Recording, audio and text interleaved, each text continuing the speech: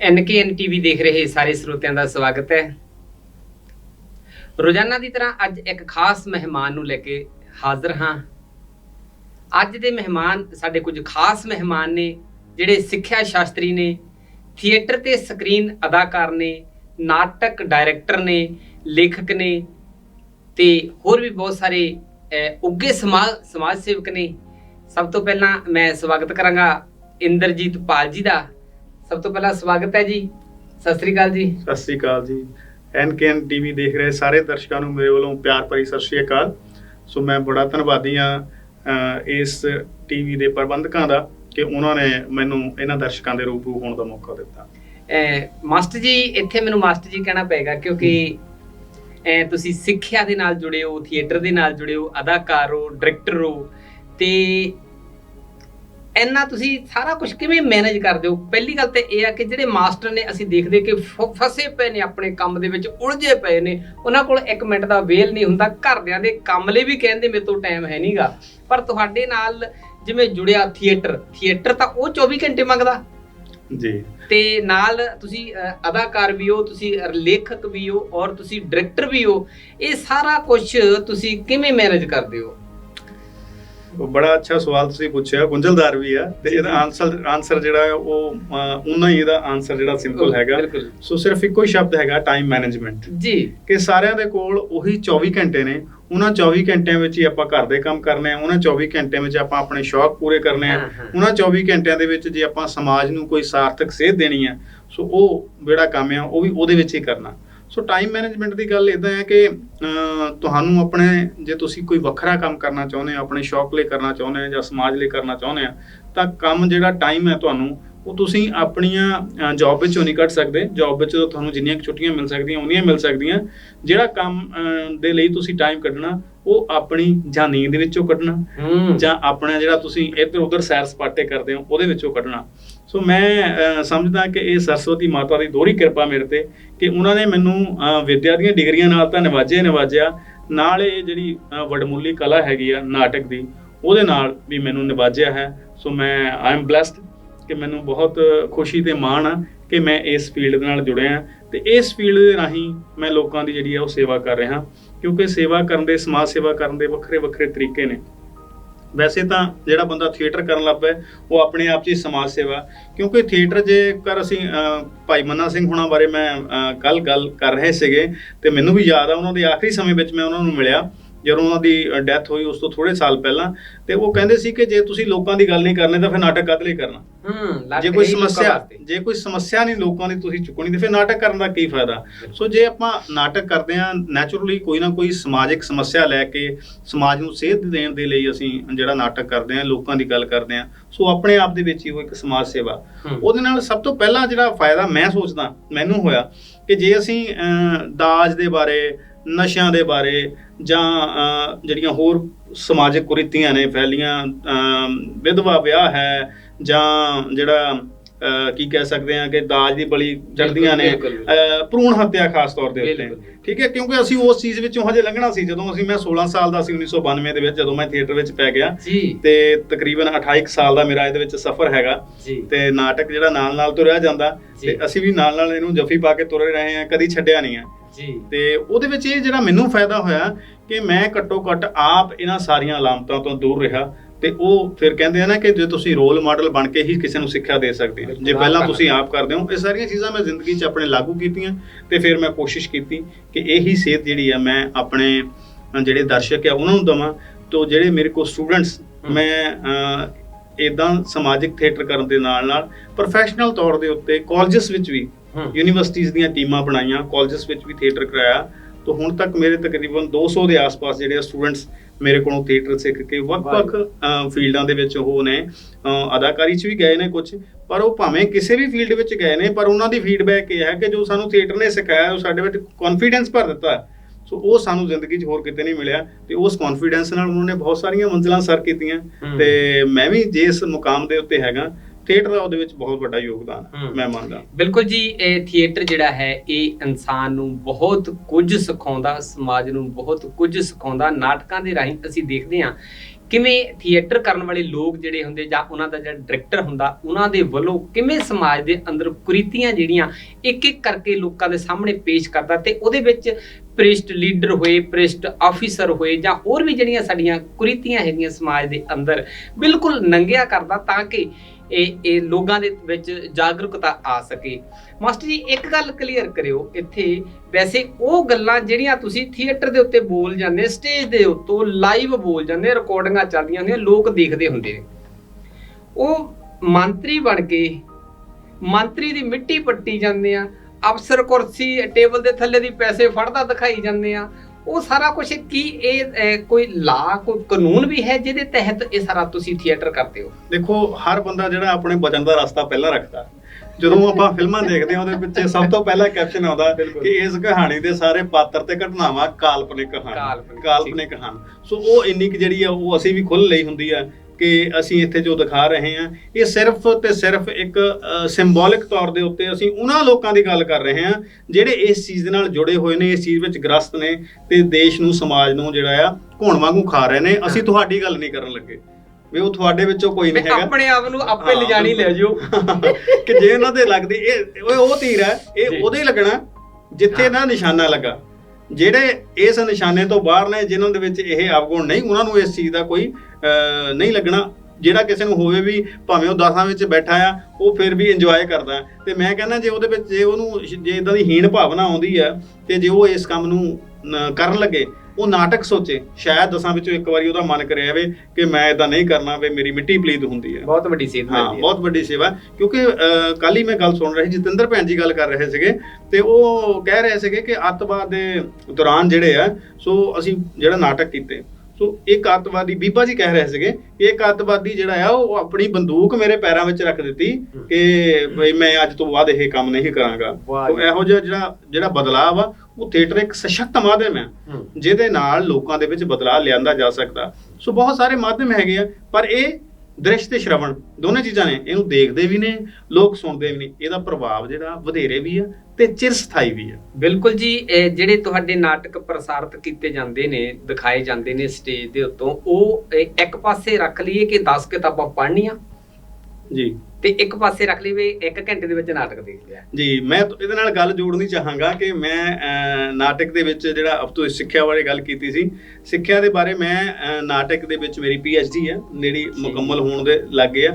ਉਹਦੇ ਵਿੱਚ ਮੈਂ ਇਹੀ ਜਿਹੜੀ ਚੀਜ਼ ਜਿਹੜੀ ਤੁਸੀਂ ਗੱਲ ਕੀਤੀ ਆ ਉਹ ਮੇਰੇ ਥੀਸਿਸ ਦਾ ਹਿੱਸਾ ਹੈਗੀ ਹੈ ਕਿ ਇੱਕ ਜਿਹੜੀ ਕਿਤਾਬ ਹੈਗੀ, ਲਿਖੀ ਹੋਈ ਕਿਤਾਬ, ਜਦੋਂ ਉਹ ਨਾਟਕ ਬਣ ਕੇ ਲੋਕਾਂ ਦੇ ਵਿੱਚ ਪੇਸ਼ ਹੁੰਦੀ ਆ, ਇੱਕ ਲਿਖਿਆ ਨਾਟਕ ਹੋ ਸਕਦਾ 100 ਜਣੇ ਨੇ ਪੜ੍ਹਿਆ ਹੋਵੇ, ਉਹ 100 ਪੜ੍ਹਨ ਲਈ 1 ਘੰਟੇ ਦਾ ਨਾਟਕ 100 ਜਣੇ ਨੂੰ ਪੜ੍ਹਨ ਲਈ 100 ਘੰਟੇ ਲੱਗੇ ਹੋਣਗੇ।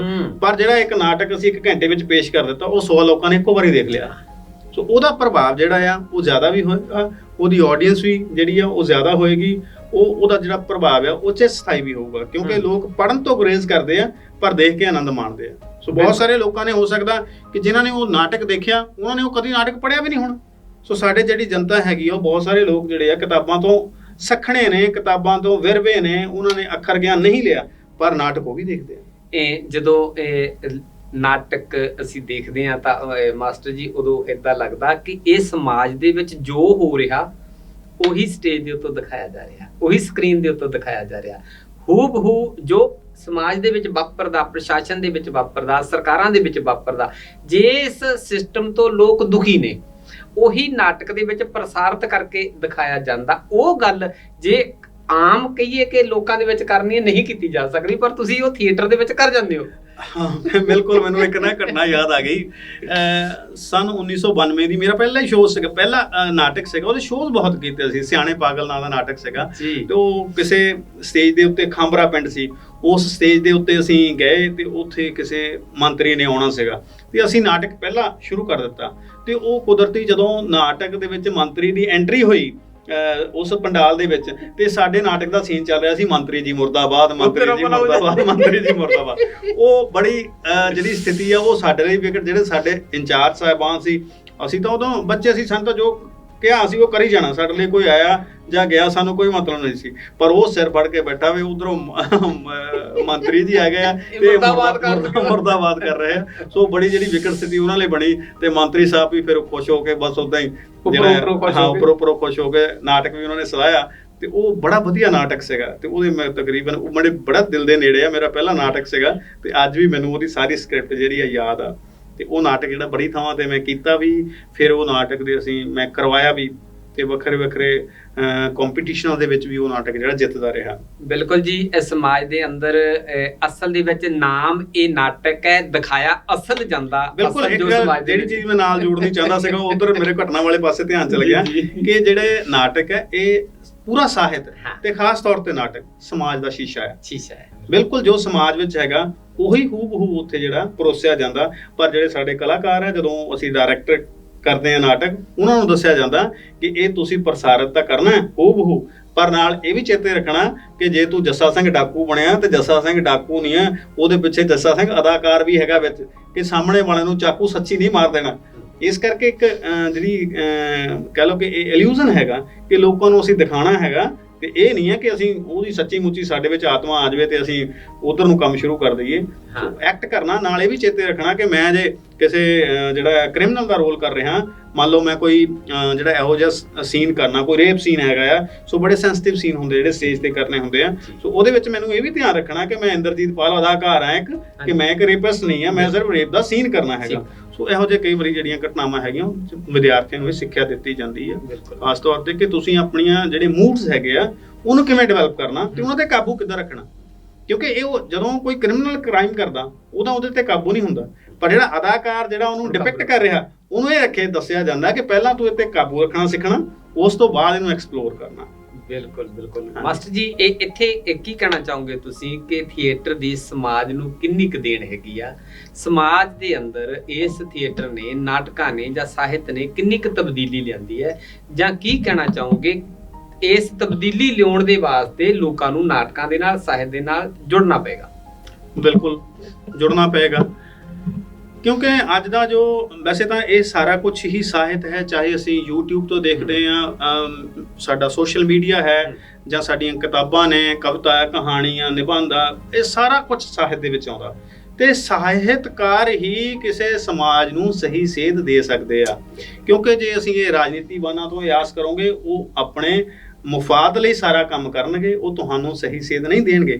ਸਹੀ ਸੇਧ ਤੁਹਾਨੂੰ ਜਿਹੜੇ ਆ ਉਸ ਸਮਾਜ ਦੇ ਲੇਖਕ, ਉਸ ਸਮਾਜ ਦੇ ਨਾਟਕਕਾਰ, ਉਸ ਸਮਾਜ ਦੇ ਫਿਲਮਕਾਰ ਉਹੀ ਦੇ ਸਕਦੇ ਆ। ਸੋ ਉਹਦੇ ਲਈ ਜਿੱਦਾਂ ਕਿ ਹਰ ਬੰਦੇ ਦੀ ਅਪਰੋਚ ਵਿੱਚ ਜਾ ਕੇ PVR ਦੇ ਵਿੱਚ ਜਿਹੜਾ ਫਿਲਮ ਦੇਖਣਾ ਜੇ ਮੁਨਾਸਿਬ ਨਹੀਂ ਆ ਜਾਂ ਉਹਦੀ ਪਾਕਟ ਅਲਾਉ ਨਹੀਂ ਕਰਦੀ, ਤਾਂ ਉਹ ਘੱਟੋ ਘੱਟ ਪਿੰਡ ਵਿੱਚ ਹੋ ਰਿਹਾ ਨਾਟਕ ਤਾਂ ਦੇਖ ਸਕਦਾ। ਬਿਲਕੁਲ, ਕਿਉਂਕਿ ਨਾਟਕ ਦੀ ਸਥਿਤੀ ਇਹੋ ਜਿਹੀ ਆ ਪੰਜਾਬ ਦੇ ਵਿੱਚ ਹਾਲੇ ਤੱਕ ਵੀ ਕੋਈ ਜਿਹੜਾ ਟਿਕਟ ਲਾ ਕੇ ਕੋਈ ਇੱਕ ਜਗ੍ਹਾ ਦੋ ਜਗ੍ਹਾ ਹੋਊਗਾ, ਨਹੀਂ ਤਾਂ ਟਿਕਟ ਲਾ ਕੇ ਕੋਈ ਥੀਏਟਰ ਜਿਹੜਾ ਅੱਜ ਤੱਕ ਸਫਲ ਨਹੀਂ ਹੋਇਆ। ਤੇ ਸਾਡੀ ਆਡੀਅנס ਜਿਹੜੀ ਆ ਉਹ ਅਸੀਂ ਆਡੀਅנס ਨੂੰ ਇਹ ਵੀ ਕਹਿੰਦੇ ਆ ਕਿ ਜੇ ਸਾਡੇ ਕੋਲ ਮੁਫਤ ਦੀ ਆਡੀਅנס ਵੀ ਹੈਗੀ ਆ ਤਾਂ ਅਸੀਂ ਉਹਨੂੰ ਗਨੀਮਤ ਸਮਝਦੇ ਆ ਕਿ ਸਾਡੇ ਕੋਲ ਆਡੀਅנס ਹੈਗੀ ਆ। ਪਰ ਭਾਵੇਂ ਆਡੀਅנס ਘੱਟ ਆ, ਪਰ ਫਿਰ ਵੀ ਅਸੀਂ ਸਮਝਦੇ ਆ ਕਿ ਇਹਦਾ ਪ੍ਰਭਾਵ ਜਿਹੜਾ ਉਹ ਵਧੇਰੇ ਆ, ਤੇ ਸਾਨੂੰ ਗੱਲ ਕਰਨ ਦਾ ਮੌਕਾ ਮਿਲਦਾ ਤੇ ਲੋਕ ਜਿਹੜੇ ਆ ਇਸ ਚੀਜ਼ ਤੋਂ ਪ੍ਰਭਾਵਿਤ ਹੁੰਦੇ ਨੇ। ਉਸ ਵੇਲੇ ਜਦੋਂ ਲੋਕ ਨਾਲ ਜੁੜਦੇ ਨੇ ਤੇ ਉਹੀ ਸਾਡੀ ਪ੍ਰਾਪਤੀ ਹੁੰਦੀ ਹੈ ਕਿ ਨਾਟਕ ਦੇ ਵਿੱਚ ਜੁੜਦੇ ਜਾਂ ਲੋਕ ਜੇ ਕਿਸੇ ਦਾ ਕੋਈ ਕਿਸੇ ਨਾਲ ਜਿਹੜਾ ਵਧੀਕੀ ਹੁੰਦੀ ਦਿਖਾਉਂਦੀ ਆ ਤੇ ਲੋਕ ਜਿਹੜਾ ਇਹੋ ਜਿਹੀਆਂ ਆਵਾਜ਼ਾਂ ਕਰਦੇ ਆ, ਇਹਦਾ ਮਤਲਬ ਹੈ ਸਾਹਮਣੇ ਲੋਕ ਜਿਹੜੇ ਨਾਲ ਜੁੜੇ ਹੋਏ ਆ। ਤੇ ਜੇ ਸਾਡੇ ਰੋਣ ਦੇ ਨਾਲ ਜਿਹੜੇ ਦਰਸ਼ਕ ਆ ਮੂਹਰਲੀ ਕਤਾਰ ਵਿੱਚ ਜੇ ਰੋ ਪੈਂਦੇ ਨੇ, ਉਹਦੀਆਂ ਅੱਖਾਂ ਗਿੱਲੀਆਂ ਹੁੰਦੀਆਂ ਨੇ, ਨਮ ਹੁੰਦੀਆਂ ਨੇ, ਤਾਂ ਉਹੀ ਸਾਡੀ ਪ੍ਰਾਪਤੀ ਆ। ਤੇ ਇਦਾਂ ਅਕਸਰ ਹੁੰਦਾ ਨਾਟਕਾਂ ਦੇ ਵਿੱਚ। ਮੇਰੇ ਨਾਟਕਾਂ ਦਾ ਇਹ ਬੜਾ ਅੱਛਾ ਐਕਸਪੀਰੀਅੰਸ ਆ ਕਿ ਲੋਕ ਮੇਰੇ ਨਾਟਕ ਦੇ ਨਾਲ ਜੁੜਦੇ ਨੇ, ਮੇਰੇ ਲੋਕ ਨਾਟਕ ਦੇ ਨਾਲ ਜਿਉਂਦੇ ਨੇ, ਮਰਦੇ ਨੇ, ਲੋਕ ਆਪਣੇ ਆਪ ਨੂੰ ਝੰਜੋੜਦੇ ਨੇ। ਮਾਸਟਰ ਜੀ, ਹੁਣ ਤੱਕ ਤੁਸੀਂ ਕਿੰਨੇ ਕੁ ਨਾਟਕ ਲਿਖੇ ਨੇ ਜਾਂ ਕਿੰਨੇ ਕੁ ਨਾਟਕਾਂ ਨੂੰ ਤੁਸੀਂ ਨਿਰਦੇਸ਼ਨਾ ਦਿੱਤੀ ਹੈ? ਨਾਟਕ ਜਿਹੜਾ ਮੌਲਿਕ ਨਾਟਕ ਹੈ ਮੈਂ ਇੱਕ ਹੀ ਲਿਖਿਆ ਜੀ, ਤੇ ਉਹ ਨਾਟਕ ਦਾ ਨਾਮ ਕੁਝ ਗੱਲਾਂ ਜੀ, ਜਿਹਨੂੰ ਮੈਂ ਪੰਜਾਬੀ 'ਚ ਅਡੈਪਟ ਕੀਤਾ। ਇਹਦੇ ਜਿਹੜੇ ਸ਼ੋਅ ਆ 4-5 ਸ਼ੋਅ ਜਿਹੜੇ ਇਹਦੇ ਵੱਖ-ਵੱਖ ਕਾਲਜਸ ਵਿੱਚ ਹੋ ਚੁੱਕੇ ਆ। ਸੋ ਮੈਂ ਚਾਹੁੰਦਾ ਸੀ ਕਿ ਇਹਨੂੰ ਛਾਪਣ ਤੋਂ ਪਹਿਲਾਂ ਇੱਕ ਵਾਰੀ ਰੰਗਮੰਚ ਜਿਹੜਾ ਸਟੇਜ ਹੈਗਾ ਉਹਦੀ ਕੋਠਾਲੀ ਵਿੱਚ ਇਹਨੂੰ ਜ਼ਰੂਰ ਜਿਹੜਾ ਆ ਪਰਖਿਆ ਜਾਵੇ, ਤੇ ਉਹਦੇ ਤੇ ਉਹ ਅੱਛੀ ਪਰਫਾਰਮੈਂਸ ਨਿਕਲ ਕੇ ਆਈ ਹੈ ਤੇ ਛੇਤੀ ਮੈਂ ਉਹਨੂੰ ਛਪਾਵਾਂਗਾ। ਤੇ ਉਸ ਤੋਂ ਇਲਾਵਾ ਇੱਕ ਨਾਟਕ ਹੋਰ ਜਿਹੜਾ ਆ ਉਹਦਾ ਹਜੇ ਮੈਂ ਨਾਮਕਰਨ ਨਹੀਂ ਕੀਤਾ, ਉਹ ਇਨ ਪ੍ਰੋਗਰੈਸ ਹੈਗਾ, ਮੈਂ ਲਿਖ ਰਿਹਾ। ਉਸ ਤੋਂ ਇਲਾਵਾ ਕਿਉਂਕਿ ਫਿਲਮ ਵਾਲੇ ਪਾਸੇ ਨੂੰ ਵੀ ਕੰਮ ਕੀਤਾ, ਜਲੰਧਰ ਦੂਰਦਰਸ਼ਨ ਤੇ ਵੀ ਕੰਮ ਕੀਤਾ, ਆਲ ਇੰਡੀਆ ਰੇਡੀਓ ਤੇ ਵੀ ਐਜ਼ ਕੰਪੀਅਰ ਮੈਂ ਅਪਰੂਵਡ ਹੋਇਆ 1994 ਦੇ ਵਿੱਚ, ਤੇ ਉੱਥੇ ਵੀ ਕੰਮ ਕੀਤਾ। ਤੇ ਹੁਣ ਜਿਹੜਾ ਸ਼ਾਰਟ ਫਿਲਮ ਦਾ ਦੌਰ ਚੱਲ ਰਿਹਾ, ਉਹ ਬਹੁਤ ਸਾਰੀਆਂ ਸ਼ਾਰਟ ਫਿਲਮਸ ਮੈਂ ਲਿਖੀਆਂ ਵੀ ਨੇ। ਇੱਕ ਕਾਫੀ ਅੱਛੀ ਫਿਲਮ ਸੀ ਉਹ ਮੋਹਨ ਲਾਲ ਫਲੋਰੀ ਉਹਨਾਂ ਦੀ ਕਹਾਣੀ ਮੋਚੀ ਦਾ ਪੁੱਤ ਦੇ ਆਧਾਰਿਤ ਸੀ ਫਿਲਮ ਨਵੀਂ ਸਵੇਰ 2014 ਚ ਕੀਤੀ ਸੀ, ਉਹਦਾ ਮੈਂ ਸਕਰੀਨ ਪਲੇ ਲਿਖਿਆ। ਇੱਕ ਹੋਰ ਫਿਲਮ ਸੀ ਬਾਬੇ ਦੀ ਫੈਮਿਲੀ, ਉਹਦਾ ਸਕਰੀਨ ਪਲੇ ਲਿਖਿਆ। ਇੱਕ ਆਪਣੇ ਹੋਏ ਬੇਗਾਨੇ ਫਿਲਮ ਸੀ, ਉਹਦੇ ਵੀ ਤਕਰੀਬਨ YouTube ਤੇ ਪਾਈ ਉਹਦੇ 8 ਲੱਖ ਦੇ ਆਸ-ਪਾਸ ਵਿਊਅਰ ਨੇ, ਤੇ ਉਹ ਫਿਲਮ ਦਾ ਵੀ ਸਕਰੀਨ ਪਲੇ ਮੈਂ ਲਿਖਿਆ। ਸੋ ਇਦਾਂ ਵੋਟ ਦਾ ਹੱਕ ਇੱਕ ਫਿਲਮ ਸੀਗੀ, ਉਹਦਾ ਜਿਹੜੀ ਮੈਂ ਸਕਰੀਨ ਪਲੇ ਵੀ ਲਿਖਿਆ, ਸਟੋਰੀ ਵੀ ਲਿਖੀ। ਇਹੋ ਜਿਹਾ ਕੰਮ ਜਿਹੜਾ ਹੌਲੀ ਹੌਲੀ ਚੱਲਦਾ ਰਹਿੰਦਾ ਨਾਲ ਨਾਲ, ਕਿ ਜਿਹੜਾ ਸੌਣ ਦਾ ਜਦੋਂ ਨੀਂਦ ਨਹੀਂ ਆਉਂਦੀ ਤਾਂ ਉਹਨੂੰ ਪਾਸੇ ਮਾਰਨ ਦੀ ਬਜਾਏ ਤੁਸੀਂ ਆਪਣਾ ਕਾਪੀ ਪੈਨ ਚੁੱਕਦੇ ਆ ਤੇ ਬਿਨਾਂ ਕਿਸੇ ਨੂੰ ਡਿਸਟਰਬ ਕੀਤਿਆਂ ਡਰਾਇੰਗ ਰੂਮ 'ਚ ਜਾਂ ਆਪਣੇ ਰੂਮ 'ਚ ਬਹਿ ਕੇ ਤੋਂ ਇਹੋ ਜਿਹੀ ਕਵਿਤਾ, ਕਹਾਣੀ ਜਾਂ ਨਾਟਕ ਜਾਂ ਸ਼ਾਰਟ ਫਿਲਮ ਜੇ ਲਿਖ ਦਿੰਦੇ ਹੋ, ਤੇ ਇਹ ਉਹੀ ਟਾਈਮ ਮੈਨੇਜਮੈਂਟ ਹੈਗੀ ਆ ਜਿਹੜੀ ਆਪਾਂ ਕਰਦੇ ਹਾਂ। ਇੱਥੇ ਬਹੁਤ ਗੰਭੀਰਤਾ ਦੇ ਨਾਲ ਵਿਚਾਰਨ ਦੀ ਲੋੜ ਹੈ ਕਿ ਜਿਵੇਂ ਮਾਸਟਰ ਜੀ ਹੁਣਾਂ ਨੇ ਗੱਲ ਕੀਤੀ ਹੈ ਕਿ ਜਦੋਂ ਨੀਂਦ ਨਹੀਂ ਆਉਂਦੀ ਪਾਸੇ ਮਾਰਦੇ ਆ ਤਾਂ ਉਦੋਂ ਕਲਮ ਚੱਕ ਕੇ ਲਿਖ ਲੈਣਾ ਚਾਹੀਦਾ, ਤੇ ਅਸੀਂ ਤਾਂ ਇਹ ਕਵਾਂਗੇ ਕਿ ਤੁਹਾਨੂੰ ਨੀਂਦ ਆਵੇ ਹੀ ਨਾ, ਸਮਾਜ ਲਈ ਚੰਗਾ ਲਿਖਦੇ ਰਹੋ ਜੀ। ਤੇ ਉੱਥੇ ਹਰ ਇੱਕ ਦੇ ਲਈ ਇੱਕ ਸਿੱਖਣ ਦੀ ਲੋੜ ਹੈ, ਜਿੱਥੇ ਅਸੀਂ ਆਪਣਾ ਸਮਾਂ ਵਿਅਰਥ ਕਰਦੇ ਹਾਂ ਆਪਣੀ ਨੀਂਦ ਦੇ ਵਿੱਚੋਂ ਵੀ ਬਚਾ ਕੇ ਸਮਾਂ। ਕੰਮ ਤਾਂ ਜਿਹੜਾ ਕਰਨਾ ਹੀ ਹੈ, ਕੰਮ ਤੋਂ ਬਾਅਦ ਜਿਹੜਾ ਅਸੀਂ ਅਜਾਈ ਆਪਣਾ ਸਮਾਂ ਵਿਅਰਥ ਗਾਉਂਦੇ ਆ, ਉਹਦੇ ਵਿੱਚ ਸਾਨੂੰ ਸਮਾਜ ਦੇ ਵਾਸਤੇ, ਸਮਾਜ ਨੂੰ ਸੇਧ ਦੇਣ ਦੇ ਵਾਸਤੇ ਅੱਛੇ ਕੰਮ ਕੀਤੇ ਜਾ ਸਕਦੇ ਹੈਗੇ ਨੇ। ਤੇ ਇਹ ਥੀਏਟਰ ਦੇ ਨਾਲ ਨਾਲ ਤੁਸੀਂ ਡਿਊਟੀ ਕਿੱਥੇ ਕਰਦੇ ਹੋ ਅੱਜ ਕੱਲ? ਬਤੌਰ ਅਧਿਆਪਕ ਜਿਹੜਾ ਮੈਂ ਆਪਣਾ ਕੈਰੀਅਰ 2000 ਸੰਨ ਦੇ ਵਿੱਚ ਸ਼ੁਰੂ ਕਰ ਦਿੱਤਾ ਸੀਗਾ। ਪਹਿਲਾਂ ਮੈਂ MA ਇਕਨੋਮਿਕਸ ਕੀਤੀ, 2 ਸਾਲ ਮੈਂ ਕਾਲਜ ਲੈਕਚਰਰ ਵਜੋਂ ਜਿਹੜੀ ਸੇਵਾ ਨਿਭਾਈ ਸੇਂਟ ਸੋਲਜਰ ਕਾਲਜ, ਤੇ ਉਸ ਤੋਂ ਬਾਅਦ ਮੇਰੀ ਗਵਰਨਮੈਂਟ ਜੌਬ ਲਈ ਸਿਲੈਕਸ਼ਨ ਹੋ ਗਈ। ਤੇ ਹੁਣ ਮੇਰੀ ਜਿਹੜੀ ਡਿਊਟੀ ਹੈਗੀ ਉਹ ਜ਼ਿਲ੍ਹਾ ਫਤਿਹਗੜ੍ਹ ਸਾਹਿਬ ਦੇ ਵਿੱਚ ਪਿੰਡ ਹੈਗਾ ਸੈਂਪਲੀ, ਉੱਥੇ ਮੈਂ ਅਧਿਆਪਨ ਕਾਰਜ ਕਰ ਰਿਹਾ। ਫਿਰ 2014 ਚ ਮੈਂ ਚੰਡੀਗੜ੍ਹ ਚਲਾ ਗਿਆ। ਫਿਰ ਮੈਨੂੰ ਲੱਗਿਆ ਕਿ ਦੁਨੀਆ ਦੀ ਬਿਹਤਰੀਨ ਯੂਨੀਵਰਸਿਟੀ ਪੰਜਾਬ ਯੂਨੀਵਰਸਿਟੀ ਕੋਲ ਹੈਗੇ ਆ, ਕਿ ਕਿਉਂ ਨਾ ਆਪਣੀ ਐਜੂਕੇਸ਼ਨ ਨੂੰ ਰਿਵਾਈਵ ਕੀਤਾ ਜਾਵੇ ਤੇ ਉਹਨੂੰ ਹੋਰ ਸੁਧਾਰ ਕੀਤਾ ਜਾਵੇ ਉਹਦੇ ਵਿੱਚ। ਫਿਰ ਉੱਥੇ ਜਾ ਕੇ ਮੈਂ ਮਾਸਟਰ ਡਿਗਰੀ ਜਿਹੜੀ ਆ ਪੰਜਾਬੀ ਭਾਸ਼ਾ ਦੀ ਮਾਸਟਰ ਡਿਗਰੀ ਕੀਤੀ, ਤੇ ਉਸ ਤੋਂ ਬਾਅਦ ਮੇਰੀ ਹੁਣ ਜਿਹੜੀ ਆ PhD ਆ ਨਾਟਕ ਦੇ ਵਿਸ਼ੇ ਦੇ ਵਿੱਚ ਜਿਹੜੀ ਆ ਉਹ ਚੱਲ ਰਹੀ ਹੈ, ਨੀਅਰ ਕੰਪਲੀਸ਼ਨ ਆ, ਸ਼ਾਇਦ 2021 ਦੇ ਵਿੱਚ ਜਿਹੜੀ ਆ ਕੰਪਲੀਟ ਹੋ ਜਾਏਗੀ। ਉਹ ਵੀ ਇਸੇ ਨੂੰ ਲੈ ਕੇ ਹੈਗੀ ਆ ਕਿ ਪੰਜਾਬੀ ਨਾਟਕ ਤੇ ਰੰਗਮੰਚ ਜਿਹੜਾ ਇਹਦੇ ਅੰਤਰ ਸੰਬੰਧ ਦੇ ਉੱਤੇ ਮੇਰੀ PhD ਹੈਗੀ ਆ। ਸੋ ਜਿਹੜੀ ਗੱਲ ਤੁਸੀਂ ਕਰ ਰਹੇ ਸੀਗੇ ਕਿ ਜਿਹੜਾ ਸਮਾਂ ਆ, ਜਿਹੜਾ ਕਰੋਨਾ ਕਾਲ ਸੀ, ਉਹਦੇ ਵਿੱਚ ਮੈਂ ਇੱਕ ਆਰਟੀਕਲ ਲਿਖਣ ਦਾ ਮੈਨੂੰ ਮੌਕਾ ਮਿਲਿਆ, ਤੇ ਉਹ ਮੈਂ ਉਹਦੇ ਵਿੱਚ ਜਿਹੜੀ ਕੀ ਵਰਡ ਸੀਗਾ ਉਹ ਇਹ ਸੀ ਕਿ ਜਦੋਂ ਕੋਈ ਵੀ ਤੂਫਾਨ ਆਉਂਦਾ ਹੈ ਉਹ ਬਹੁਤ ਸਾਰਾ ਕੁਝ ਉਜਾੜ ਦਿੰਦਾ, ਪਰ ਉਹਦੇ ਨਾਲ ਨਾਲ ਉਹ ਕਈ ਚੀਜ਼ਾਂ ਇਕੱਠੀਆਂ ਵੀ ਕਰ ਦਿੰਦਾ। ਕੀ ਬਾਤ ਹੈ। ਕਿ ਮੈਂ ਇਹ ਦੱਸਿਆ ਸੀਗਾ ਕਿ ਇਹ ਕਰੋਨਾ ਕਾਲ ਦੇ ਵਿੱਚ ਜਿਹੜਾ ਉਜੜਿਆ ਉਹ ਤਾਂ ਹੈ ਹੀ ਆ, ਜਿਹੜੀਆਂ ਚੀਜ਼ਾਂ ਇਕੱਠੀਆਂ ਹੋਈਆਂ ਉਹਨੂੰ ਸਾਂਭ ਲਓ।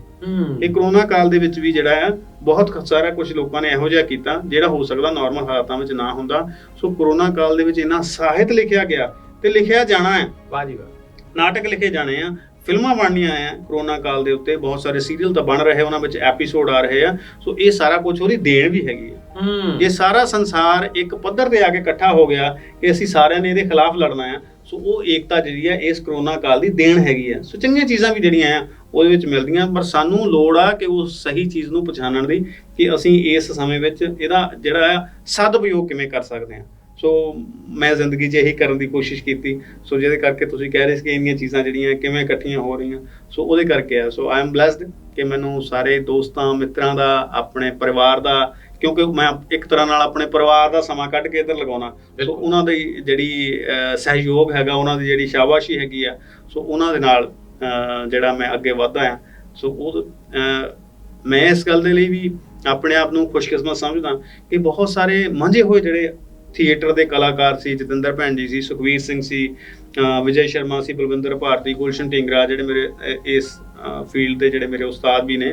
ਸੋ ਉਹਨਾਂ ਨੇ ਸਾਨੂੰ ਪਹਿਲਾਂ 2012 ਵਿੱਚ ਇੱਕ ਟੀਮ ਬੁਲਾ ਕੇ, ਥੀਏਟਰ ਟੀਮ ਬੁਲਾ ਕੇ, ਉੱਥੇ ਅਸੀਂ ਇੰਗਲੈਂਡ ਦੇ ਵੱਖ-ਵੱਖ ਸ਼ਹਿਰਾਂ ਦੇ ਵਿੱਚ 13 ਸ਼ੋਜ਼ ਕੀਤੇ ਜੀ। ਫਿਰ ਉਸ ਤੋਂ ਬਾਅਦ 2013 ਦੇ ਵਿੱਚ ਅਸੀਂ ਸਿੰਗਾਪੁਰ ਤੇ ਥਾਈਲੈਂਡ ਜਿਹੜੀ ਟੀਮ ਲੈ ਕੇ ਗਏ। ਫਿਰ ਉਸ ਤੋਂ ਬਾਅਦ 2018 ਦੇ ਵਿੱਚ ਪਿਛਲੇ ਸਾਲ ਗੁਰੂ ਨਾਨਕ ਸਾਹਿਬ ਜੀ ਦੇ 550 ਸਾਲਾਂ ਦੇ ਉੱਤੇ ਅਸੀਂ ਨਾਟਕ ਜਿਹੜੇ ਆ ਉਹ ਕਰਨ ਦੇ ਲਈ ਫਿਰ ਇੱਕ ਵਾਰੀ ਇੰਗਲੈਂਡ ਗਏ। ਉੱਥੇ ਅਸੀਂ ਜਿਹੜੇ ਆ ਕੋਈ 14-15 ਸ਼ੋਅ ਜਿਹੜੇ ਆ ਵੱਖ-ਵੱਖ ਸ਼ਹਿਰਾਂ ਦੇ ਵਿੱਚ ਕੀਤੇ। ਸੋ ਬੜਾ ਅੱਛਾ ਐਕਸਪੀਰੀਅੰਸ ਹੈ ਕਿ ਇਸ ਕਲਾ ਨੇ ਸਾਨੂੰ ਜਿਹੜਾ ਉਹ ਥਾਵਾਂ ਵੀ ਦਿਖਾ ਦਿੱਤੀਆਂ ਜਿਹੜੀਆਂ ਸ਼ਾਇਦ ਅਸੀਂ ਉੱਦਾਂ ਨਾ ਜਾਂਦੇ। ਬਿਲਕੁਲ ਮਾਸਟਰ ਜੀ, ਜਦੋਂ ਸਰੋਤੇ ਦੇਖਦੇ ਨੇ ਕੋਈ ਕਵੀ ਮਹਿਮਾਨ ਹੈ, ਲੇਖਕ ਮਹਿਮਾਨ ਹੈ, ਕੋਈ ਕਲਾਕਾਰ ਮਹਿਮਾਨ ਹੈ, ਜਾਂ ਕੋਈ ਐਕਟਰ ਅਦਾਕਾਰ ਮਹਿਮਾਨ ਹੈ, ਬਸ ਹਰ ਇੱਕ ਦੀ ਇਹੀ ਇੱਛਾ ਹੁੰਦੀ ਹੈ ਜੇ ਕਵੀ ਹੈ ਤਾਂ ਕੋਈ ਕਵਿਤਾ ਸੁਣਾਊਗਾ, ਜੇ ਕਲਾਕਾਰ ਹੈ ਤੇ ਕਲਾਕਾਰ ਦੇ ਬੋਲ ਸੁਣਾਂਗੇ। ਤੇ ਅਸੀਂ ਆਸ ਕਰਦੇ ਹਾਂ ਕਿ ਬਹੁਤ ਤੁਹਾਡਾ ਹਰਮਨ ਪਿਆਰਾ ਡਾਇਲੋਗ ਜਿਹੜਾ ਤੁਸੀਂ ਦਿਮਾਗ ਦੇ ਵਿੱਚ ਹਰ ਵੇਲੇ ਤੁਹਾਡੇ ਘੁੰਮਦਾ ਰਹਿੰਦਾ, ਤੇ ਜਿਹੜਾ ਤੁਹਾਡਾ ਡਾਇਲੋਗ ਹਿੱਟ, ਵੈਸੇ ਤਾਂ ਮਾਪਿਆਂ ਨੂੰ ਸਾਰੇ ਬੱਚੇ ਬਰਾਬਰ ਹੁੰਦੇ ਨੇ, ਪਰ ਤੁਹਾਨੂੰ ਕੋਈ ਡਾਇਲੋਗ ਇਦਾਂ ਦਾ ਹੋਵੇ ਜਿਹੜਾ ਤੁਹਾਡਾ ਉਹ ਹਰ ਵੇਲੇ ਜ਼ੁਬਾਨ ਤੇ ਰਹਿੰਦਾ ਹੋਵੇ, ਕਈ ਵਾਰੀ ਬੱਚਿਆਂ ਨੂੰ ਪੜਾਉਣ ਵੇਲੇ ਵੀ ਤੁਸੀਂ ਵਰਤਦੇ ਹੋਵੋਗੇ। ਉਹਦੇ ਨਾਲ ਮੈਂ ਇੱਕ ਗੱਲ ਹੋਰ ਜੋੜਨੀ ਚਾਹਾਂਗਾ ਕਿ ਜਿਹੜਾ ਮੈਂ ਕੰਮ ਕੀਤਾ, ਇੱਕ ਥੀਏਟਰ ਦਾ ਇੱਕ ਸਪੈਸ਼ਲ ਫੀਲਡ ਆ ਮਾਈਮ ਜੀ। ਮਾਈਮ ਦੇ ਵਿੱਚ ਇਹ ਹੁੰਦਾ ਕਿ ਤੁਸੀਂ ਕੁਝ ਵੀ ਬੋਲਣਾ ਨਹੀਂ, ਤੇ ਸਿਰਫ ਆਪਣੀ ਬਾਡੀ ਦੇ, ਆਪਣੇ ਮੂੰਹ ਦੇ ਪੋਸਚਰ ਜਸਰ ਦੇ ਰਾਹੀਂ ਆਪਣੀ ਪੂਰੀ ਸਟੋਰੀ ਡਿਪਿਕਟ ਕਰਨੀ ਹੁੰਦੀ ਹੈ। ਤੇ ਮੈਂ ਖੁਸ਼ਕਿਸਮਤ ਹਾਂ ਕਿ ਉਹਦੇ ਵਿੱਚ ਪ੍ਰਮਾਤਮਾ ਨੇ ਮੈਨੂੰ ਆਸ਼ੀਰਵਾਦ ਦਿੱਤਾ ਕਿ ਮੈਂ ਜਿਹੜੀਆਂ ਸਕੂਲ ਕਾਲਜਸ ਵਿੱਚ ਉਹ ਕੰਪੀਟੀਸ਼ਨ 'ਚ ਹੀ ਹੁੰਦੀਆਂ ਨੇ ਆਮ ਤੌਰ 'ਤੇ, ਸਿਰਫ 5 ਮਿੰਟ ਦੀ ਆਈਟਮ ਹੁੰਦੀ ਪਰ ਬੜੀ ਮਿਹਨਤ ਲੱਗਦੀ ਹੈ।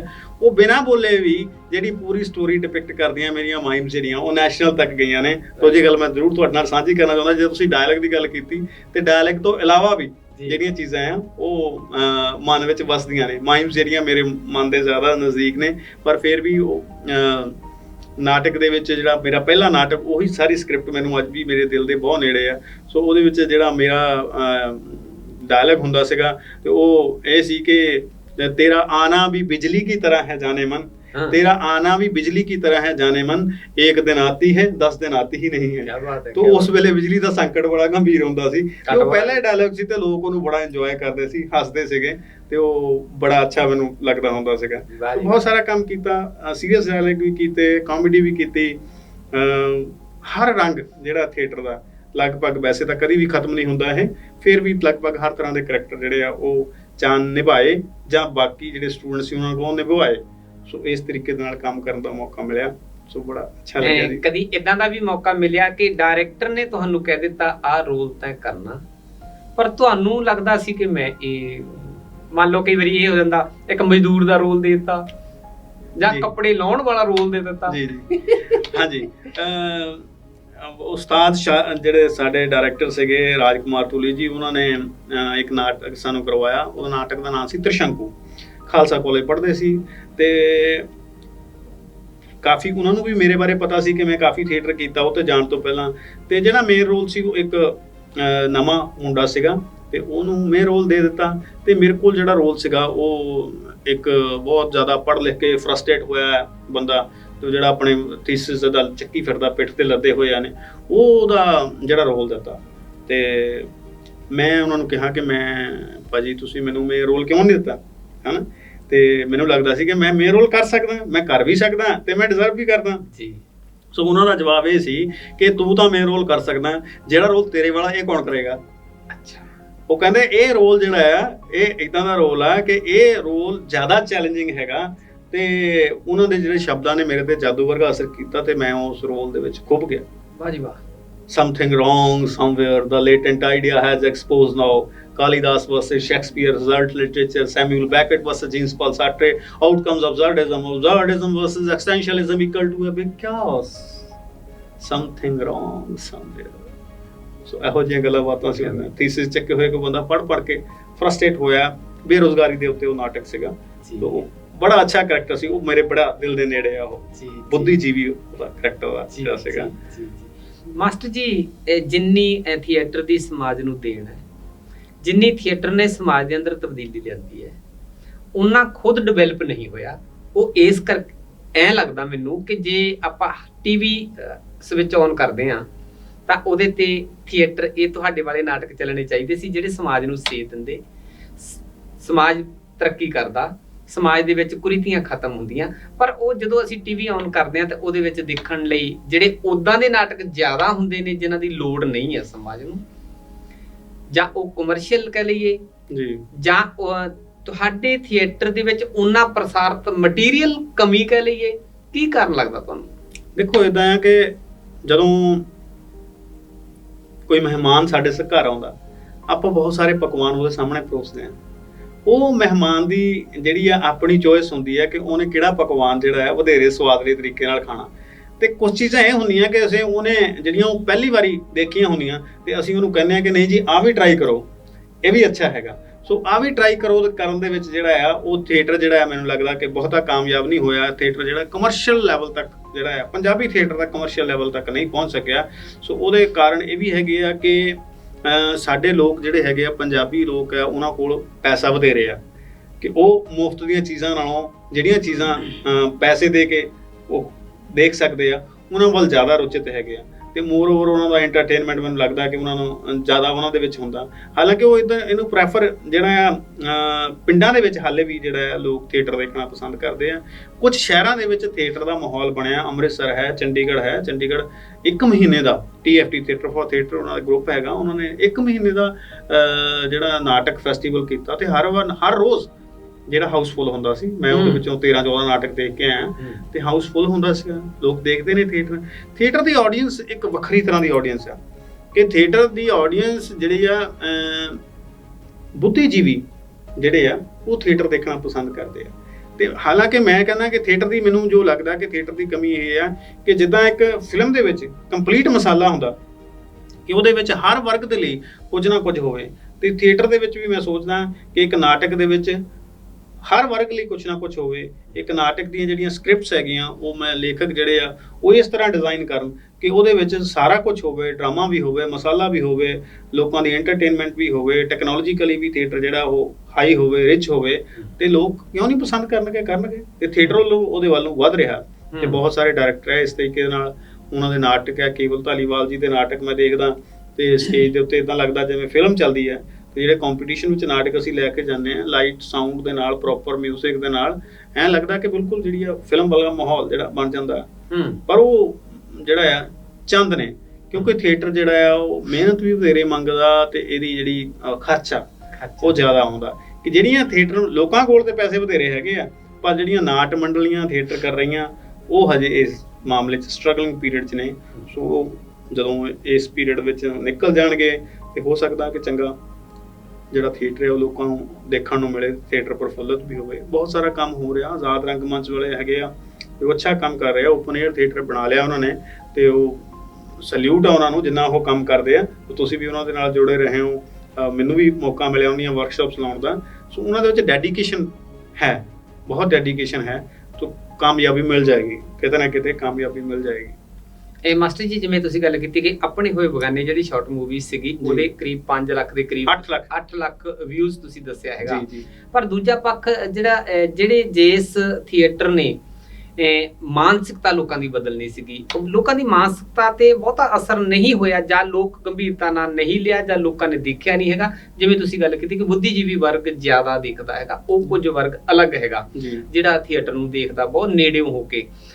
ਤੇ ਜੇ ਕਈ ਵਾਰੀ ਅਸੀਂ ਇਹ ਦੇਖਦੇ ਹਾਂ ਵੀ ਮਿਲੀਅਨ ਦੇ ਵਿੱਚ ਵਿਊਜ਼ ਹੁੰਦੇ ਨੇ, ਉਹਦੇ ਵਿੱਚ ਕੁਝ ਨਹੀਂ ਹੁੰਦਾ, ਟੁੱਟੇ ਫੁੱਟੇ ਕਲਾਕਾਰ ਜਿਹਨੂੰ ਗਾਉਣਾ ਨਹੀਂ, ਵਜਾਉਣਾ ਨਹੀਂ, ਕੁਝ ਨਹੀਂ ਆਉਂਦਾ ਹੁੰਦਾ, ਪਰ ਉਹਦੇ ਤੋਂ ਪਹਿਲਾਂ ਜਿਹੜੀ ਗੈਦਰਿੰਗ ਹੈ ਦੇਖਣ ਵਾਲਿਆਂ ਦਾ ਅੰਦਾਜ਼ਾ ਨਹੀਂ ਲੱਗਦਾ ਹੁੰਦਾ ਸੀ ਵੀ ਕਿੰਨੇ ਕੁ ਲੋਕਾਂ ਨੇ ਹੁਣ ਤੱਕ ਦੇਖਿਆ ਹੋਊਗਾ। ਜਿਵੇਂ ਟੀਵੀ ਤੇ ਸਕਰੀਨ ਤੇ ਪਤਾ ਨਹੀਂ ਲੱਗਦਾ ਸੀ ਮੋਰੇ ਕਿੰਨੇ ਕੁ ਲੋਕਾਂ ਨੇ ਹੁਣ ਤੱਕ ਦੇਖਿਆ। ਤੇ ਜਿਹੜਾ ਸੋਸ਼ਲ ਮੀਡੀਆ YouTube ਤੇ ਜਿਵੇਂ ਤੁਸੀਂ ਵਿਊਜ਼ ਦੀ ਗੱਲ ਕੀਤੀ ਹੈ, ਵਿਊਜ਼ ਤੋਂ ਅੰਦਾਜ਼ਾ ਲੱਗ ਜਾਂਦਾ ਕਿ ਚੰਗਾ ਦੇਖਣ ਵਾਲੇ ਲੋਕ ਕਿੰਨੇ ਨੇ ਤੇ ਮਾੜਾ ਦੇਖਣ ਵਾਲੇ ਲੋਕ ਕਿੰਨੇ ਨੇ। ਲੋਕਾਂ ਨੂੰ ਕੀ ਤੁਸੀਂ ਸੰਦੇਸ਼ ਦੇਣਾ ਚਾਹੋਗੇ ਕਿ ਜਿਹੜਾ ਥੀਏਟਰ ਹੈ ਇੱਕ ਉੱਤਮ ਹੈ, ਲੋਕਾਂ ਲਈ ਬਹੁਤ ਵੱਡਾ ਸੁਨੇਹਾ ਹੈ, ਸੰਦੇਸ਼ ਹੈ, ਇਹਦੇ ਨਾਲ ਸਮਾਜ ਬਦਲਿਆ ਜਾ ਸਕਦਾ? ਬਿਲਕੁਲ ਜੀ, ਇਹ ਬਿਲਕੁਲ ਸਸ਼ਕਤ ਮਾਧਿਅਮ ਹੈਗਾ। ਇਹ ਸਾਰੀਆਂ ਮੈਂ ਜੇ ਗੱਲ ਕਰਾਂ ਕਿ ਜਿਹੜਾ ਸਾਰੀਆਂ ਕਲਾਵਾਂ ਜਿਹੜੀਆਂ ਉਹ ਥੀਏਟਰ ਦੇ ਵਿੱਚ ਮੌਜੂਦ ਆ, ਚਾਹੇ ਕੋਈ ਫਿਲਮ ਕੱਢਦਾ, ਚਾਹੇ ਕੋਈ ਗੀਤ ਗਾਉਂਦਾ, ਉਹ ਥੀਏਟਰ ਦੇ ਵਿੱਚ ਸਾਰਾ ਕੁਝ। ਥੀਏਟਰ ਇੱਕ ਕੰਪਲੀਟ ਪੈਕੇਜ ਹੈਗਾ। ਥੀਏਟਰ ਅਸੀਂ ਜਿਹੜੇ ਵਿਦਿਆਰਥੀ ਸਾਡੇ ਕੋਲ ਆਉਂਦੇ ਉਹਨਾਂ ਨੂੰ ਦੱਸਦੇ ਹਾਂ ਕਿ ਥੀਏਟਰ ਇੱਕ ਕੰਪਲੀਟ ਪੈਕੇਜ ਆ, ਇਹਦੇ ਵਿੱਚ ਤੁਸੀਂ ਗਾ ਵੀ ਸਕਦੇ ਹੋ, ਨੱਚ ਵੀ ਸਕਦੇ ਹੋ, ਬੋਲ ਵੀ ਸਕਦੇ ਹੋ ਤੇ ਆਪਣੀ ਹਾਵ ਭਾਵ ਦੇ ਨਾਲ ਜਿਹੜਾ ਆ ਲੋਕਾਂ ਦੇ ਜਿਹੜੀ ਚੀਜ਼ ਆ ਉਹਨਾਂ ਨੂੰ ਸਮਝਾ ਵੀ ਸਕਦੇ ਹੋ। ਕਿਉਂਕਿ ਜਦੋਂ ਭਾਸ਼ਾ ਨਹੀਂ ਸੀ ਮਨੁੱਖ ਦਾ, ਜਦੋਂ ਸਮਝ ਲਓ ਜਨਮ ਹੋਇਆ, ਭਾਸ਼ਾ ਉਹਦੇ ਕੋਲ ਕੋਈ ਨਹੀਂ ਸੀ ਤੇ ਉਹ ਇਸ਼ਾਰਿਆਂ ਦੇ ਨਾਲ ਗੱਲਾਂ ਬਾਤਾਂ ਸਮਝਾਉਂਦਾ ਹੋਏਗਾ ਤੇ ਉਹਦਾ ਜਿਹੜਾ ਪਹਿਲਾ ਅਭਿਨੈ ਹੋਏਗਾ, ਉਹਦੀ ਐਕਟਿੰਗ ਹੋਏਗੀ ਜਿਹਦੇ ਕਰਕੇ ਉਹਨੇ ਸਮਝਾਇਆ। ਠੀਕ ਹੈ ਨਾ, ਇੱਕ ਬੱਚਾ ਉਹਨੂੰ ਬੋਲਣਾ ਨਹੀਂ ਆਉਂਦਾ, ਅੱਜ ਦੀ ਡੇਟ ਵਿੱਚ ਵੀ ਬੋਲਣਾ ਨਹੀਂ ਆਉਂਦਾ, ਫਿਰ ਵੀ ਉਹ ਕਹਿੰਦੇ ਗੁੰਗੇ ਦੀਆਂ ਰਮਜ਼ਾਂ ਗੁੰਗੇ ਦੀ ਮਾਂ ਜਾਣਦੀ ਹੈ। ਤੇ ਉਹ ਜਿਹੜੀਆਂ ਗੁੰਗੇ ਦੀਆਂ ਰਮਜ਼ਾਂ ਹੈਗੀਆਂ ਉਹ ਉਹਦੀ ਐਕਟਿੰਗ ਹੈ। ਸੋ ਐਕਟਿੰਗ ਜਿਹੜੀ ਆ ਉਹ ਬੇਸਿਕ ਮੂਲ ਆਧਾਰ ਹੈਗਾ। ਸੋ ਲੋਕਾਂ ਨੂੰ ਮੇਰੀ ਇਹ ਅਪੀਲ ਹੈ ਕਿ ਤੁਸੀਂ ਚੰਗਾ ਦੇਖੋਗੇ ਤਾਂ ਚੰਗਾ ਮਿਲੇਗਾ, ਤੁਸੀਂ ਚੰਗਾ ਦੇਖਣ ਦੀ ਆਦਤ ਪਾਓਗੇ ਤਾਂ ਤੁਹਾਨੂੰ ਚੰਗਾ ਪਰੋਸਿਆ ਜਾਏਗਾ। ਜੇ ਤੁਸੀਂ ਲੱਚਰ ਗਾਇਕੀ ਜਿਹੜੀ ਆ ਉਹ ਪਸੰਦ ਕਰੋਗੇ ਤਾਂ ਤੁਹਾਨੂੰ ਲੱਚਰ ਹੀ ਪਰੋਸੀ ਜਾਏਗੀ। ਜੇ ਤੁਸੀਂ ਸਾਹਿਤਕ ਚੀਜ਼ਾਂ ਚੰਗੀਆਂ ਦੇਖੋਗੇ ਤਾਂ ਤੁਹਾਨੂੰ ਚੰਗਾ ਸਾਹਿਤ ਜਿਹੜਾ ਪਰੋਸਿਆ ਜਾਏਗਾ ਤੇ ਉਹ ਚੰਗਾ ਸਾਹਿਤ ਜਿਹੜਾ ਆ ਤੁਹਾਡੀ ਜ਼ਿੰਦਗੀ, ਤੁਹਾਡੇ ਬੱਚਿਆਂ ਦੀ ਜ਼ਿੰਦਗੀ ਤੇ ਸਮਾਜ ਦੀ ਜ਼ਿੰਦਗੀ ਜਿਹੜੀ ਆ, ਸਮਾਜ ਨੂੰ ਸੇਧ ਦੇ ਸਕਦਾ, ਸਮਾਜ ਨੂੰ ਸਹੀ ਦਿਸ਼ਾ ਦੇ ਸਕਦਾ। ਬਿਲਕੁਲ ਜੀ, ਥੀਏਟਰ ਜਾਂ ਜਿਹੜਾ ਸਾਡਾ ਸੁਣਨਾ ਇਕੱਲਾ ਮਨੋਰੰਜਨ ਹੀ ਨਾ ਸਮਝੀਏ। ਸਾਡਾ ਦੇਸ਼ ਹਰ ਕੁਰੀਤੀ ਦੇ ਵਿੱਚ ਨੰਬਰ 1 ਤੇ ਹੈ, ਬੇਰੁਜ਼ਗਾਰੀ ਦੇ ਵਿੱਚ ਨੰਬਰ 1 ਤੇ ਆ, ਭ੍ਰਿਸ਼ਟਾਚਾਰ ਰੂਪ ਦੇ ਵਿੱਚ ਨੰਬਰ 1 ਤੇ ਹੈ। ਲੋਕਤੰਤਰ ਦੇਸ਼ ਦੇ ਵਿੱਚੋਂ, ਆਜ਼ਾਦ ਦੇਸ਼ ਦੇ ਵਿੱਚੋਂ ਸਾਡੀ ਨੌਜਵਾਨ ਪੀੜ੍ਹੀ ਜਿਨ੍ਹਾਂ ਤੇ ਆਸਾਂ ਸਨ ਕਿ ਆਉਣ ਵਾਲੇ ਸਮੇਂ ਦੇ ਵਿੱਚ ਇਹਨਾਂ ਦੇ ਮੋਢਿਆਂ ਤੇ ਦੇਸ਼ ਦਾ ਭਾਰ ਜਾਏਗਾ, ਇਹ ਅੱਛੇ ਰਾਜਨੀਤਿਕ ਬਣਨਗੇ, ਪਰ ਉਹ ਨੌਜਵਾਨ ਅੱਛੀ ਪੜ੍ਹਾਈ ਕਰਕੇ ਪੜ੍ਹ ਲਿਖ ਕੇ ਵਿਦੇਸ਼ਾਂ ਦੇ ਵਿੱਚ ਗੁਲਾਮ ਹੋਣ ਲਈ ਜਾਂਦੇ ਨੇ। ਇਹ ਵਿਵਸਥਾ ਨੂੰ ਬਦਲਣ ਦੇ ਵਾਸਤੇ ਥੀਏਟਰ ਦਾ ਬਹੁਤ ਅੱਛਾ ਰੋਲ ਹੈ। ਹਰ ਤਰ੍ਹਾਂ ਦਾ ਗਿਆਨ ਪ੍ਰਦਾਨ ਕਰਦਾ ਹੈ ਥੀਏਟਰ। ਆਓ ਸੱਚੀ ਮੁੱਚੀ ਇਹ ਆਪਾਂ ਥੀਏਟਰ ਦੇ ਨਾਲ ਜੁੜੀਏ। ਥੀਏਟਰ ਦੇ ਵਿੱਚ ਕੀ ਕੀ ਸਿੱਖਣ ਨੂੰ ਮਿਲਦਾ। ਇੱਕ ਐਕਟਰ ਦਾ ਹੱਥ ਵੀ ਹਿੱਲਿਆ, ਉਹਦੀ ਉਂਗਲੀ ਵੀ ਹਿੱਲੀ, ਉਹਦੀ ਪਲਕ ਝਪਕੀ ਹੈ, ਉਹਦੇ ਤੋਂ ਸਾਨੂੰ ਕੋਈ ਨਾ ਕੋਈ ਇਸ਼ਾਰਾ ਹੁੰਦਾ, ਸਾਨੂੰ ਕੁਛ ਨਾ ਕੁਛ ਸਮਝਾਉਣਾ ਹੁੰਦਾ। ਮਾਸਟਰ ਜੀ ਤੁਸੀਂ ਅੱਜ ਬਹੁਤ ਕੀਮਤੀ ਸਮੇਂ ਦੇ ਵਿੱਚੋਂ, ਜਿਵੇਂ ਸ਼ੁਰੂਆਤੀ ਦੌਰ ਦੇ ਵਿੱਚ ਇਹ ਗੱਲ ਕੀਤੀ, ਤੁਸੀਂ ਸਮਾਂ ਕਿੱਦਾਂ ਮੈਨੇਜ ਕਰਦੇ ਹੋ? ਇਹ ਉਸ ਰੁਝੇਵਿਆਂ ਭਰੀ ਜ਼ਿੰਦਗੀ ਦੇ ਵਿੱਚੋਂ ਸਾਡੇ ਵਾਸਤੇ ਤੁਸੀਂ ਸਮਾਂ ਮੈਨੇਜ ਕੀਤਾ ਹੈ, ਤੁਹਾਡਾ ਬਹੁਤ ਬਹੁਤ ਧੰਨਵਾਦ। ਆਖਰ ਤੇ ਕੀ ਕਹਿਣਾ ਚਾਹੋਗੇ ਤੁਸੀਂ? ਆਖਰ ਤੇ ਮੇਰੀ ਸਭ ਨੂੰ ਇਹੀ ਅਪੀਲ ਹੈ ਜੀ, ਥੀਏਟਰ ਨਾਲ ਜੁੜੋ, ਆਪਣੇ ਬੱਚਿਆਂ ਨੂੰ ਚੰਗੇ ਸਾਹਿਤ ਨਾਲ ਜੋੜੋ। ਜੇ ਉਹ ਬਹੁਤਾ ਸਮਾਂ ਕਿਤਾਬਾਂ ਪੜ੍ਹ ਨਹੀਂ ਸਕਦੇ, ਕਿਉਂਕਿ ਥੀਏਟਰ ਜਿਹੜਾ ਹੈ ਉਹ ਮਨੋਰੰਜਨ ਤਾਂ ਪ੍ਰਦਾਨ ਕਰਦਾ ਹੀ ਹੈ, ਤੁਹਾਡੀ ਆਪਣੀ ਜ਼ਿੰਦਗੀ ਉਹਨੂੰ ਬਦਲ ਸਕਦਾ ਹੈ, ਤੁਹਾਡੀ ਆਪਣੀ ਜ਼ਿੰਦਗੀ ਨੂੰ ਸਹੀ ਸੇਧ ਦੇ ਸਕਦਾ ਹੈ ਤੇ ਤੁਹਾਨੂੰ ਚੰਗੇ ਨਾਗਰਿਕ ਬਣਾ ਸਕਦਾ ਹੈ, ਤੇ ਤੁਸੀਂ ਚੰਗੇ ਨਾਗਰਿਕ ਹੀ ਅੱਗੋਂ ਚੰਗਾ ਸਮਾਜ ਸਿਰਜ ਸਕਦੇ ਹੋ। ਬਿਲਕੁਲ ਜੀ, ਬਿਲਕੁਲ ਜੀ, ਬਹੁਤ ਬਹੁਤ ਤੁਹਾਡਾ ਧੰਨਵਾਦ ਜੀ। ਅੱਜ NKN TV ਦੇ ਵਿਹੜੇ ਦੇ ਵਿੱਚ, ਸਟੂਡੀਓ ਦੇ ਵਿੱਚ ਤੁਸੀਂ 4 ਚੈਨਲ ਆਏ ਹੋ ਔਰ ਸਰੋਤਿਆਂ ਨੂੰ ਬਹੁਤ ਬੜਮੁੱਲੀ ਜਾਣਕਾਰੀ ਦਿੱਤੀ। ਬਹੁਤ ਬਹੁਤ ਤੁਹਾਡਾ ਧੰਨਵਾਦ ਜੀ। ਸ਼ੁਕਰੀਆ।